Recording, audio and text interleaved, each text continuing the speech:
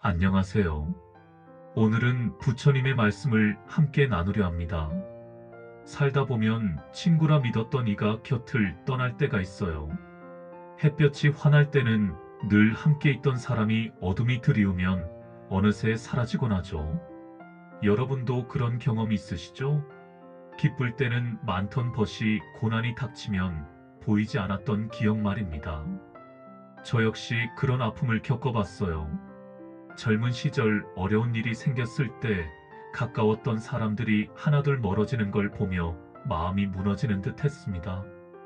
그때 깨달았어요. 친구라는 이름이 모두 같은 무게를 갖지는 않는다는 것을요. 오늘은 진짜 친구와 거짓 친구를 어떻게 알아보는지 말씀드리겠습니다. 이 이야기는 우리의 인간관계뿐 아니라 삶의 지혜로도 이어집니다. 부처님의 가르침 속에서 진정한 우정의 의미를 함께 찾아보아요. 첫 번째 이야기입니다. 햇빛 속에 벗과 어둠 속에 벗이 있어요. 부처님은 이렇게 말씀하셨습니다. 거짓 친구는 햇빛 아래에서는 따라오지만 어둠 속에서는 떠난다고 하셨어요. 진짜 친구는 비바람 속에서도 곁에 머문다고 하셨죠. 이 말씀을 처음 들었을 때 가슴이 먹먹해졌습니다. 이 말은 단순한 가르침이 아니에요. 조건이 있을 때만 곁에 있는 이는 그림자에 불과해요. 햇빛이 있을 때만 생기는 그림자 말입니다. 하지만 아무 조건 없이 함께하는 이는 촛불과 같아요. 바람이 불어도 꺼지지 않는 따뜻한 빛 말이에요. 사리불 존자라고 하는 분이 계셨습니다. 부처님의 제자 중에서도 지혜가 뛰어난 분이었어요. 이분은 병든 제자를 직접 간병했습니다. 다른 이들은 병이 전염될까봐 피했지만 사리불 존자는 달랐어요. 사리불 존자는 이렇게 말했습니다. 진짜 벗은 병든 이를 두고 가지 않는다고 하셨어요. 그 제자가 회복된 후 사리불 존자에게 물었다고 해요. 스승님은 왜 저를 돌봐주셨나요? 라고요. 사리불 존자는 단순하게 답했습니다. 벗이라서 그랬다고 하셨어요. 특별한 이유가 있어서가 아니라 그냥 벗이라서였습니다. 이 짧은 일화는 큰 울림을 줘요. 여러분도 떠오르는 얼굴이 있지 않나요? 힘들 때 곁에 남아준 단 한 사람 말이에요. 그 사람은 특별한 조건을 따지지 않았을 거예요. 그냥 여러분이 소중해서 머물렀을 겁니다. 원효 대사는 젊은 시절 이런 일이 있었습니다.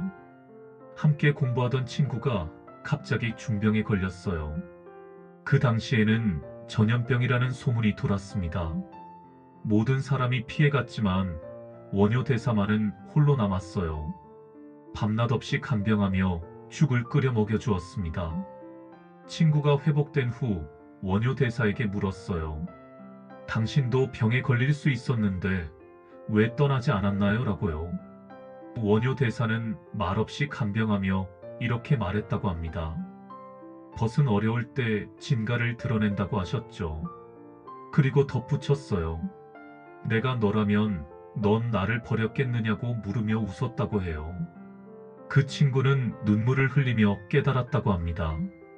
진짜 친구가 무엇인지 알게 되었다고 해요.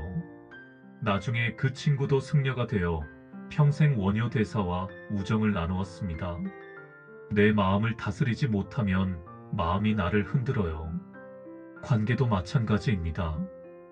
허울뿐인 인연에 기대면 결국 흔들림만 남아요. 진짜 벗은 내 마음이 흔들릴 때 단단한 버팀목이 되어줍니다. 여러분은 지금 어떤 사람들에게 둘러싸여 있나요? 그들이 모두 진짜 벗일까요? 아니면 그 중에는 그림자 같은 존재들도 있을까요? 한번 생각해 보세요. 실천해 보시면 좋겠어요. 오늘 잠들기 전 깊게 숨을 들이마시고 내쉬어 보세요. 그러면서 곁에 있는 한 사람을 떠올려 보세요. 그 사람에게 마음속으로 고마움을 전해 보시면 됩니다. 감사의 마음이 우리 가슴을 따뜻하게 만들어줄 거예요. 또 하나 해보세요.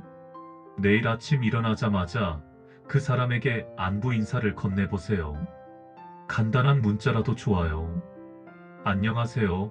오늘도 좋은 하루 되세요라고요.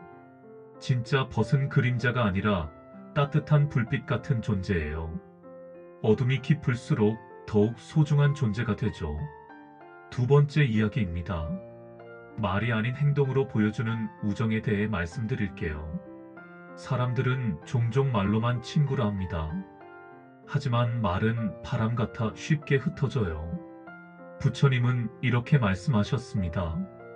말로만 친구라 하는 이는 그림자와 같고 고난 속에 남는 이는 등불과 같다고 하셨어요. 이 말씀을 처음 접했을 때 깊이 생각해 보게 되었어요. 등불은 어둠이 깊을수록 빛납니다. 불빛이 필요하지 않을 때는 그 존재감이 크지 않아요. 하지만 정말 어둡고 추운 밤이 되면 등불만큼 고마운 것이 없죠. 거짓 친구는 빛이 필요할 때 사라져요. 오히려 좋은 일이 있을 때만 나타나서 함께 즐기려 합니다.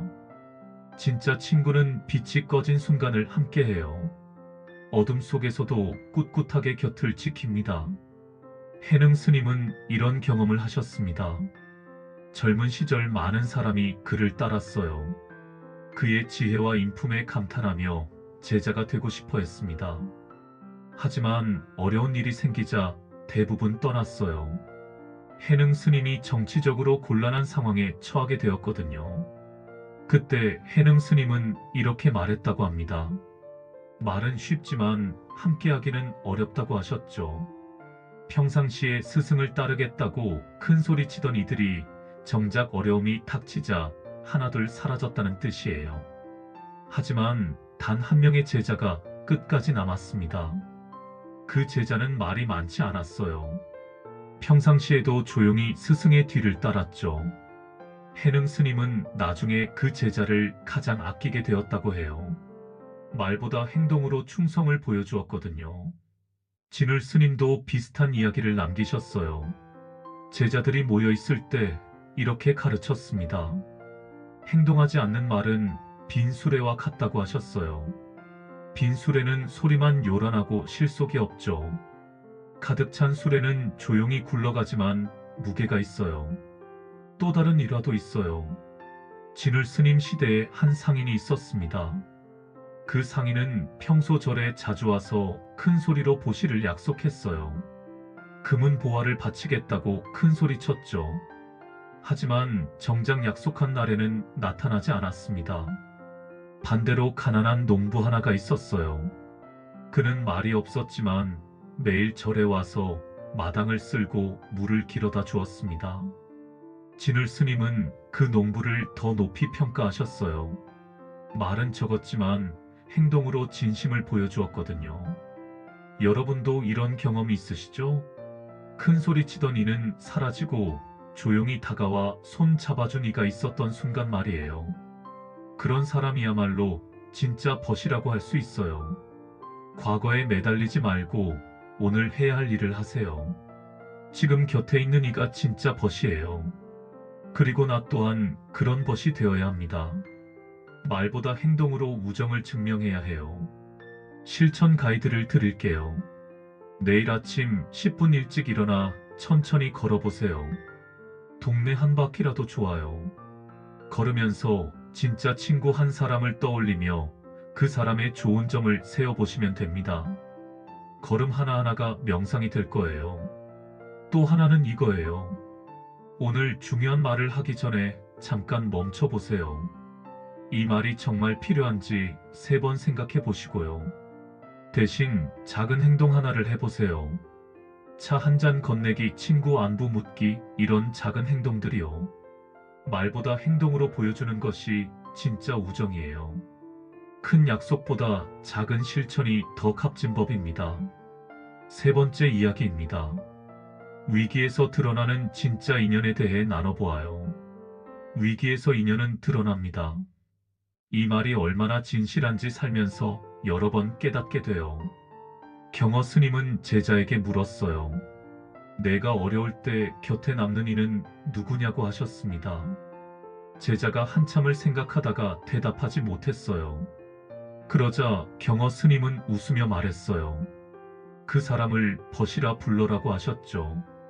이름도 모르고 얼굴도 떠오르지 않는다면 아직 진짜 벗을 만나지 못한 것일 수도 있다는 뜻이에요. 평안할 때는 누구나 함께해요. 좋은 일이 있을 때는 축하하러 오는 사람들이 많죠. 맛있는 음식이 있으면 나눠 먹자고 하고요. 하지만 정말 어려운 일이 닥치면 어떨까요? 풍파가 몰아칠 때 끝까지 곁에 머무는 이는 손에 꼽습니다. 성철 스님은 젊은 시절 이런 일을 겪으셨습니다. 여러 친구와 함께 깊은 산속에서 수행하고 있었어요. 그런데 갑자기 큰 시험이 닥쳤습니다. 일제강점기 때 일본 경찰이 승려들을 잡아가기 시작한 거예요. 많은 이가 포기하고 산을 떠났어요. 가족이 걱정된다며 환속하는 사람들도 있었고요. 하지만 한 친구만은 끝까지 성철 스님 곁에 남았습니다. 함께 더 깊은 산속으로 들어가 숨어서 수행을 계속했어요. 성철 스님은 나중에 이렇게 말했다고 해요. 그 친구가 내 진짜 스승이었다고 하셨죠.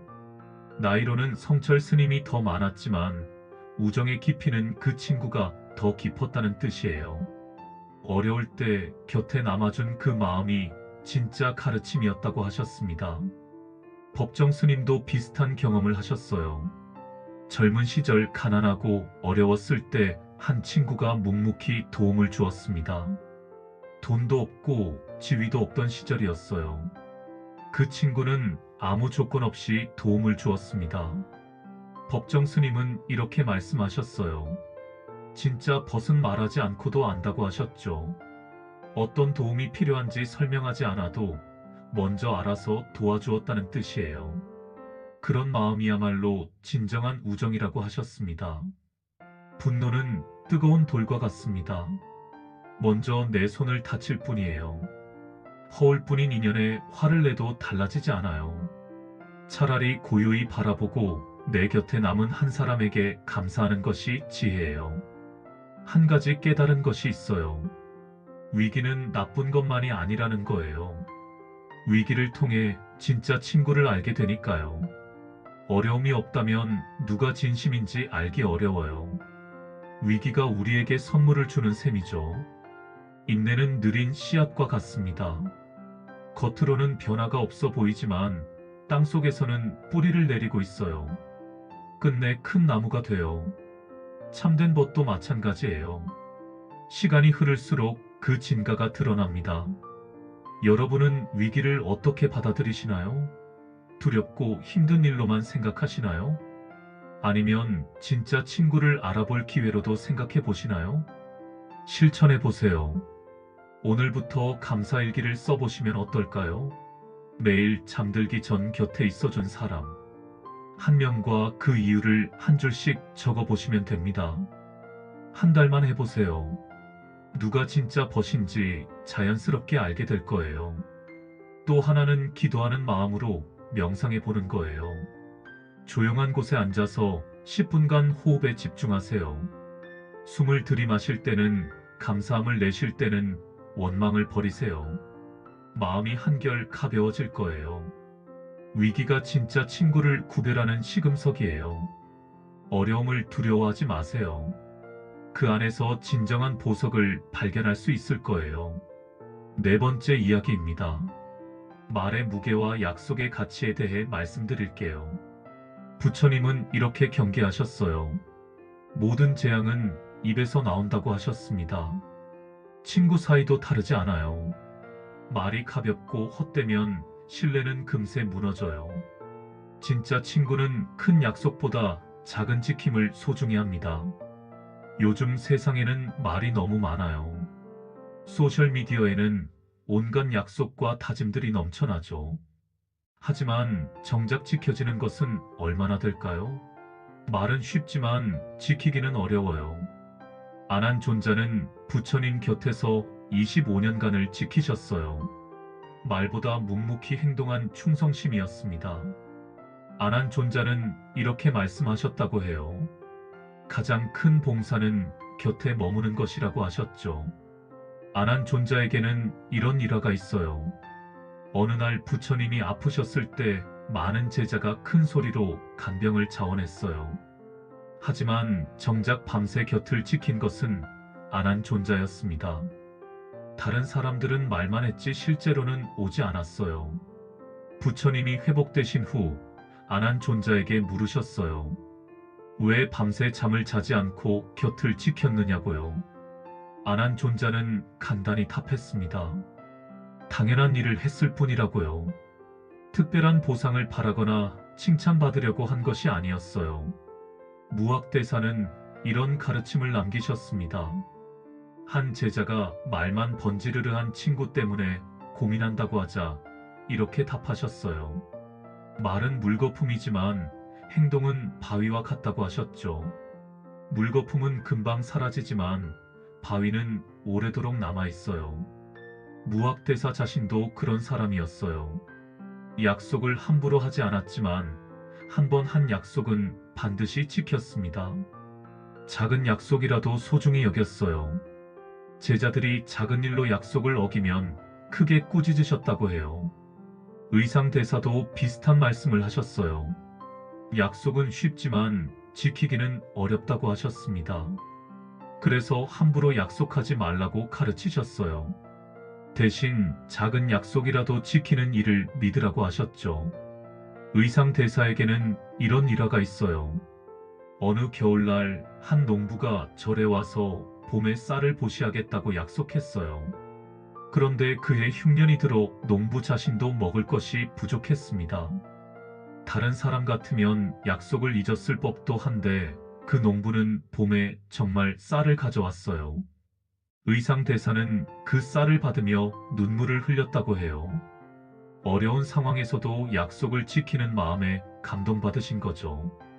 그 후 의상대사는 그 농부를 각별히 아끼셨다고 합니다. 여러분도 이 말을 들으니 떠오르는 얼굴이 있지 않나요? 약속보다 지켜준 행동으로 남은 사람 말이에요. 큰 약속은 하지 않았지만 작은 약속을 꼬박꼬박 지켜준 사람 말이죠. 내 마음을 다스리지 못하면 마음이 나를 흔들어요. 내 말이 가볍다면 결국 그 말이 나를 무너뜨립니다. 그러니 오늘도 말보다 행동으로 벗을 지켜야 해요. 말에는 힘이 있어요. 좋은 말은 꽃씨와 같아서 마음에 아름다운 꽃을 피워요. 하지만 나쁜 말은 가시와 같아서 마음에 상처를 냅니다. 그러니 말을 할 때는 항상 조심해야 해요. 실천 가이드를 드릴게요. 오늘 중요한 말을 하기 전에 3번 깊게 숨을 쉬어 보세요.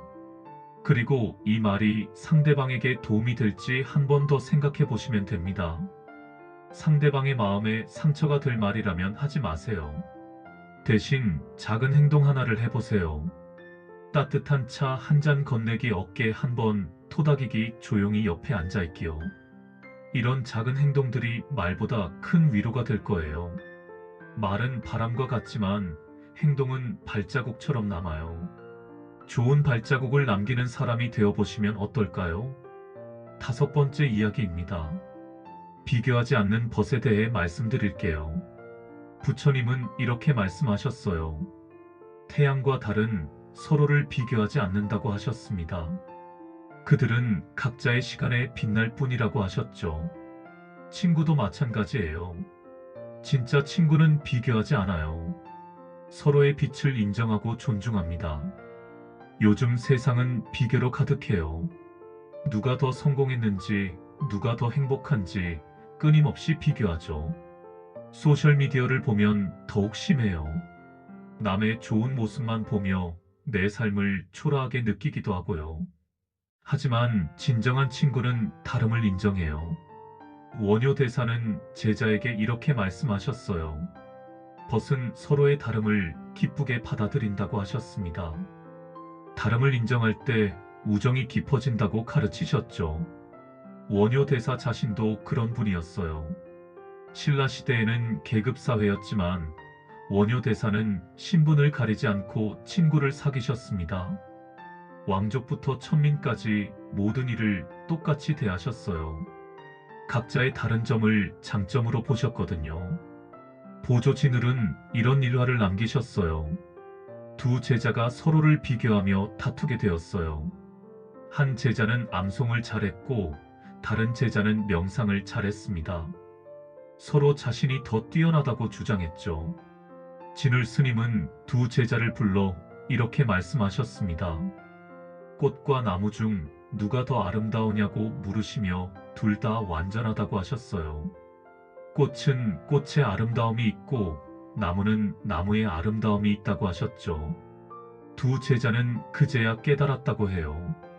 서로 다른 것이 잘못된 것이 아니라 각자의 특별함이라는 것을요. 그 후부터는 서로를 존중하며 더욱 깊은 우정을 나누었다고 합니다. 타너 스님은 더 구체적으로 말씀하셨습니다. 친구끼리 비교하는 것은 독을 마시는 것과 같다고 하셨어요. 자신의 길을 걸으면 충분하다고 가르치셨죠. 남과 비교하느라 내 길을 잃어버리면 안 된다는 뜻이에요. 타너 스님에게는 이런 일화가 있어요. 두 명의 제자가 있었는데 한 명은 글을 잘 읽고 다른 한 명은 손재주가 뛰어났습니다. 글 읽는 제자는 손재주 있는 제자를 무시했어요. 공부하지 않는다고 비웃었죠. 그러자 타너 스님은 두 제자를 불러 이렇게 말씀하셨어요. 절에서 경전도 필요하지만 불상과 목탁도 필요하다고 하셨습니다. 경전만 있으면 무엇 하겠느냐?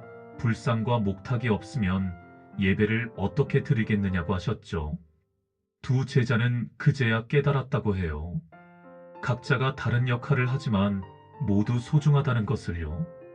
그 후로는 서로를 도우며 더 나은 수행자가 되었다고 합니다. 거짓 친구는 시기와 비교로 마음을 어둡게 해요. 내가 성공하면 질투하고 내가 실패하면 은근히 기뻐하죠.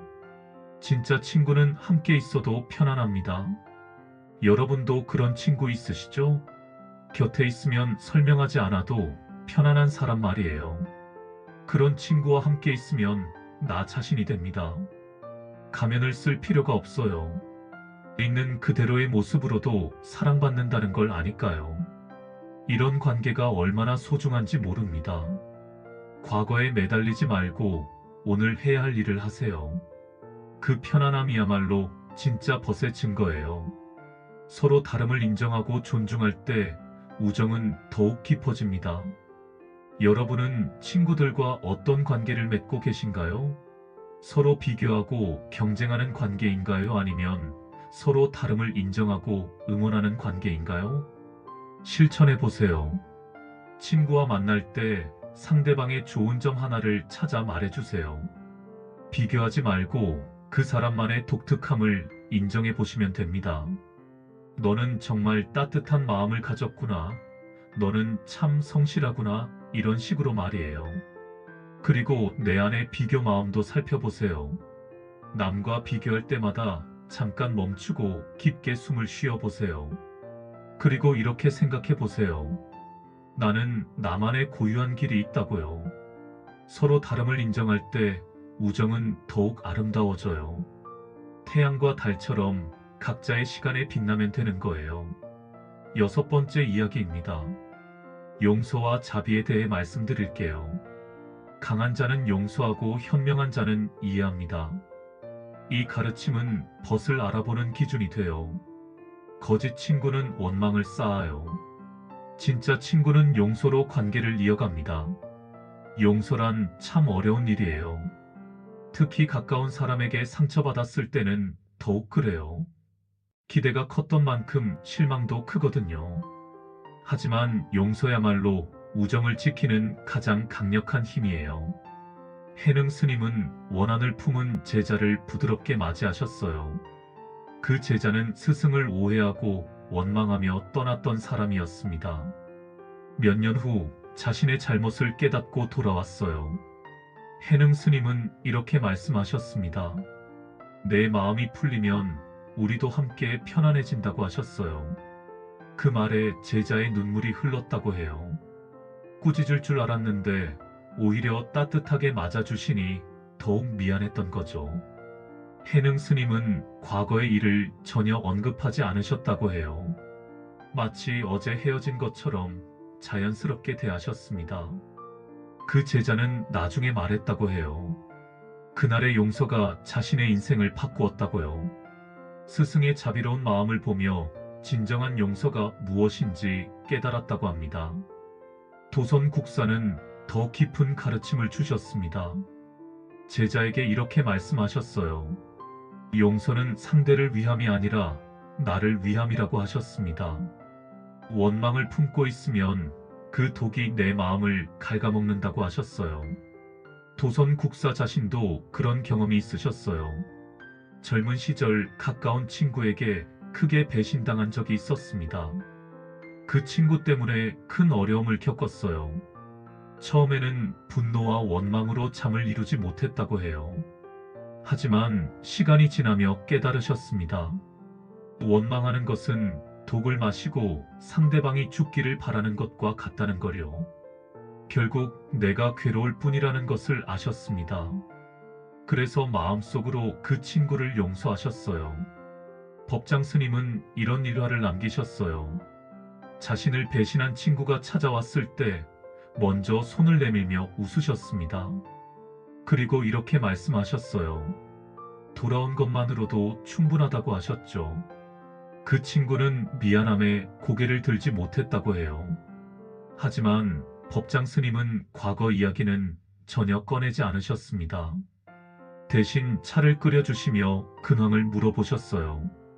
그 따뜻함에 친구는 눈물을 흘렸다고 합니다.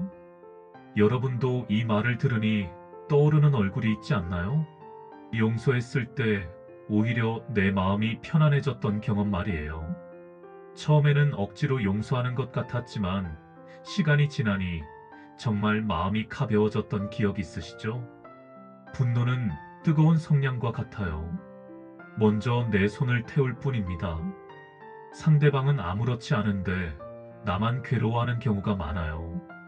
그러니 오늘도 벗에게 용서와 자비를 건네야 해요. 용서한다고 해서 잘못을 인정하는 건 아니에요. 다만 그 일로 인해 내 마음이 더 이상 괴롭지 않겠다는 선택이죠. 내 평안을 위한 선택이에요. 내 마음을 다스리지 못하면 마음이 나를 흔들어요. 원망과 분노에 마음을 빼앗기면 정작 중요한 것들을 놓치게 됩니다. 그러니 용서를 통해 마음의 평안을 되찾아야 해요. 실천해 보세요. 마음속에 원망이 있다면 조용한 곳에서 그 사람을 떠올리며 이렇게 말해 보세요. 나는 당신을 용서합니다. 내 평안을 위해서라고 말해 보시면 됩니다. 처음에는 어색하겠지만 계속하다 보면 정말 마음이 가벼워질 거예요. 또 하나는 용서 편지 쓰기예요. 실제로 보내지는 않더라도 마음속 상처를 글로 써보는 거예요.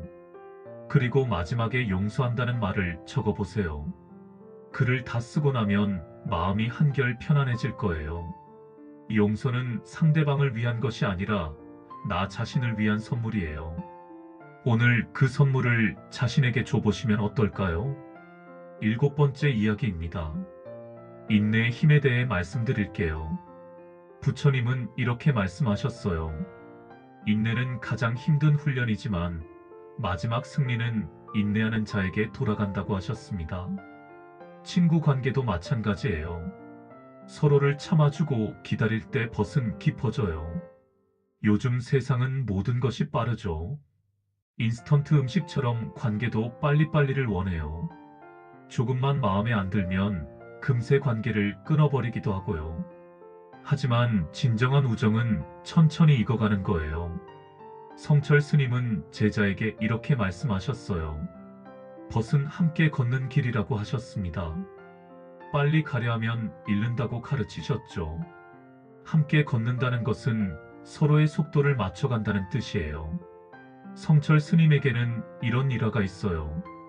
한 제자가 성격이 급해서 항상 앞서가려 했습니다. 다른 사람들이 느리다고 불평하기도 했어요.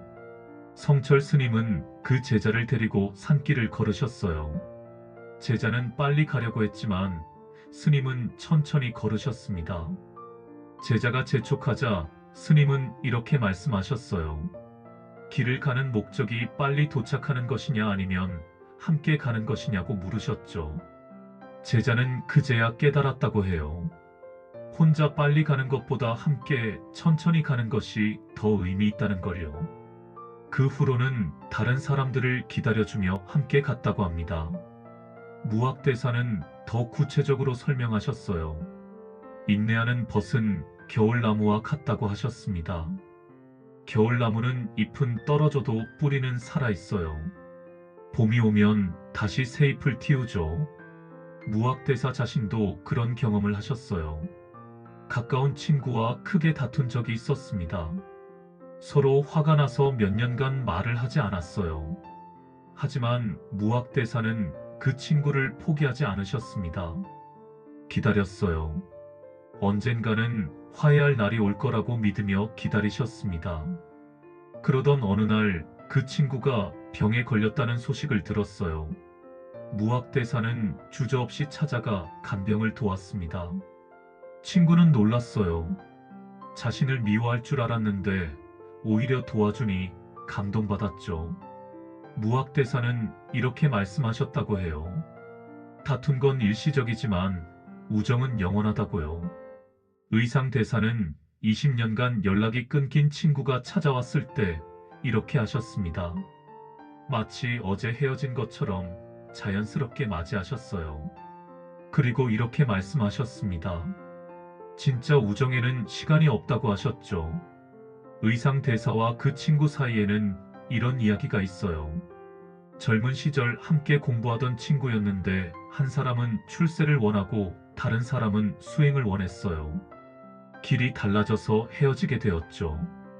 20년이 지나 그 친구가 모든 것을 잃고 찾아왔어요. 의상대사는 묻지도 따지지도 않고 따뜻하게 맞이하셨습니다. 그 친구는 눈물을 흘리며 말했어요. 진짜 친구가 누군지 이제야 안다고요. 인내는 느린 강물과 같아요. 겉으로는 변화가 없어 보이지만 끊임없이 흐르며 끝내 바다를 만납니다. 거짓 친구는 서두르다 흩어지고 진짜 친구는 기다리며 함께해요. 여러분도 이런 경험이 있으시죠? 기다려준 벗 덕분에 더 단단해진 관계 말이에요. 성급하게 포기하지 않고 끝까지 기다려준 사람이 있어서 오늘의 내가 있다는 생각해 보신 적 있으시죠? 과거에 매달리지 말고 오늘 해야 할 일을 하세요. 인내 속에서 벗의 깊이가 자랍니다. 급하게 맺어진 관계는 쉽게 끊어지지만 천천히 쌓인 관계는 오래도록 지속돼요. 실천해 보세요. 친구와 갈등이 있을 때 성급하게 결론 내리지 마세요. 하루 이틀 시간을 두고 상대방의 입장에서 생각해 보시면 됩니다. 왜 그런 행동을 했을까? 어떤 마음이었을까? 곰곰 생각해 보세요. 그리고 먼저 연락해 보세요. 자존심 때문에 기다리지 마시고 먼저 안부를 물어보세요. 미안하다는 말이 어렵다면 안녕하냐는 말부터라도 시작해 보세요. 작은 용기가 큰 변화를 만들어낼 거예요. 시간이 흐를수록 진짜 우정은 더욱 단단해져요. 인내하는 마음으로 기다리다 보면 더 깊은 관계를 맺을 수 있을 거예요. 8번째 이야기입니다. 감사하는 마음에 대해 말씀드릴게요. 부처님의 말씀입니다. 항상 가진 것에 감사하는 마음을 길러야 한다고 하셨어요. 벗을 대할 때도 다르지 않습니다. 많지 않아도 진짜 벗 한 사람에 감사해야 해요. 요즘 사람들은 부족한 것에만 집중하는 경우가 많아요.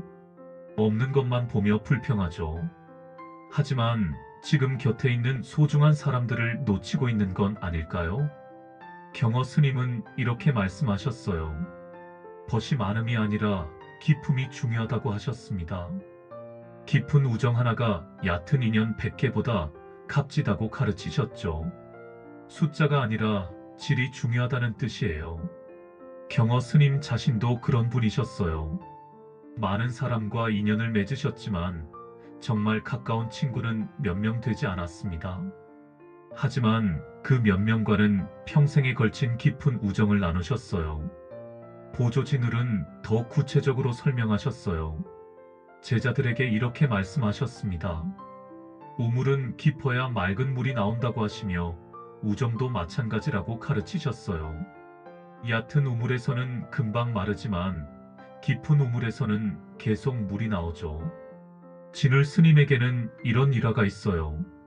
한 제자가 친구가 많지 않다고 고민을 털어놓았습니다. 다른 사람들은 친구가 많은데 자신은 겨우 몇 명뿐이라고 속상해했어요. 진울 스님은 그 제자에게 물으셨어요. 그 몇 명은 진짜 친구냐고요. 제자가 그렇다고 하자 스님은 웃으며 말씀하셨습니다. 그럼 부족할 것이 없다고 하시며 진짜 친구 한 명이 가짜 친구 100명보다 낫다고 하셨어요. 탄어 스님은 생전에 단 3명의 친구만 있었다고 하셨어요. 그리고 이렇게 말씀하셨습니다. 3명이면 충분하다고 하셨어요. 한 명은 기쁨을 나누고 한 명은 슬픔을 나누고 한 명은 침묵을 나눈다고 하셨죠. 정말 깊은 말씀이에요. 모든 감정을 나눌 수 있는 친구가 있다면 얼마나 행복할까요? 기쁠 때 함께 웃어주고 슬플 때 함께 울어주고 조용히 곁에 있어줄 사람 말이에요. 원효 대사는 이런 가르침을 주셨어요. 감사는 마음의 꽃이라고 하셨습니다.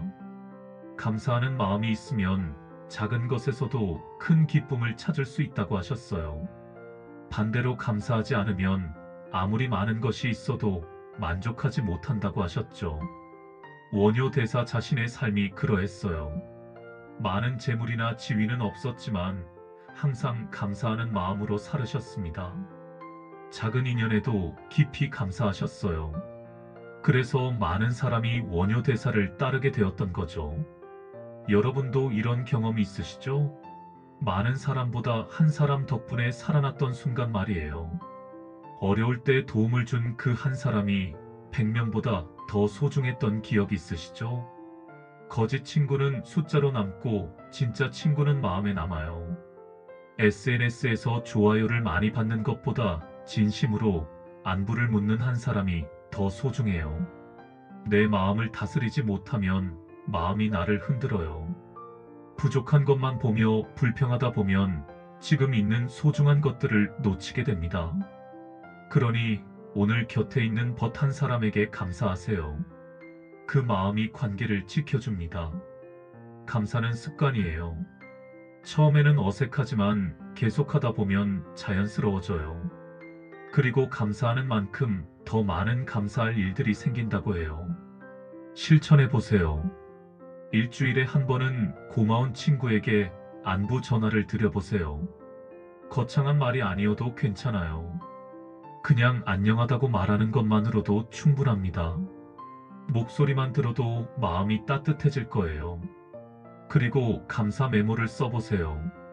작은 종이에 고마운 사람의 이름과 이유를 한 줄씩 적어보는 거예요. 일주일에 한 장씩만 써도 한 달이면 4장이 돼요. 그 종이들을 보면서 얼마나 많은 사람이 나를 도와주고 있는지 깨닫게 될 거예요. 진짜 우정은 숫자가 아니라 깊이에서 나와요. 오늘 곁에 있는 그 한 사람에게 감사의 마음을 전해보세요. 9번째 이야기입니다. 내가 진짜 벗이 되기에 대해 말씀드릴게요. 마지막으로 가장 중요한 것은 나 자신이에요. 나는 과연 누군가에게 진짜 벗이 될 수 있을까요?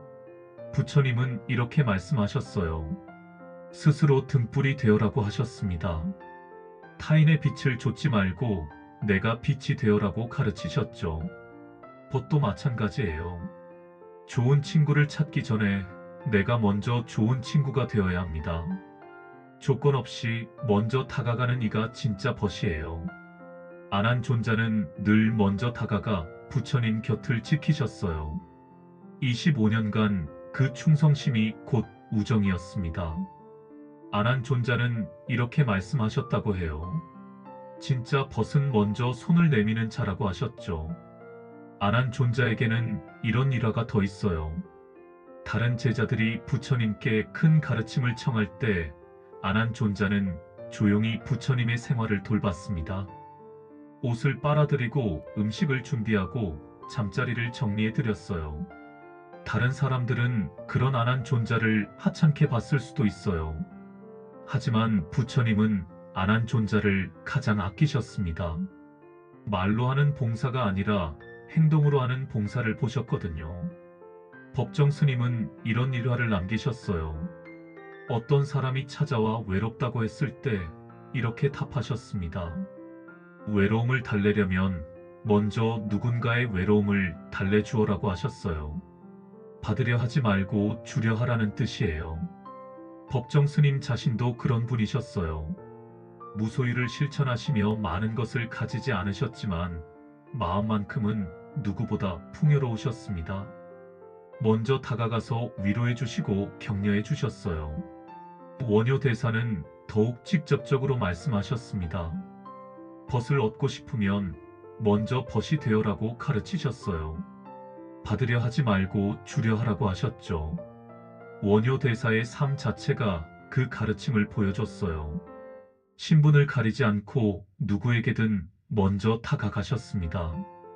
높은 사람에게는 겸손하게, 낮은 사람에게는 따뜻하게 다가가셨어요. 그래서 모든 사람이 원효 대사를 사랑하게 되었던 거죠. 해능 스님도 비슷한 가르침을 주셨어요.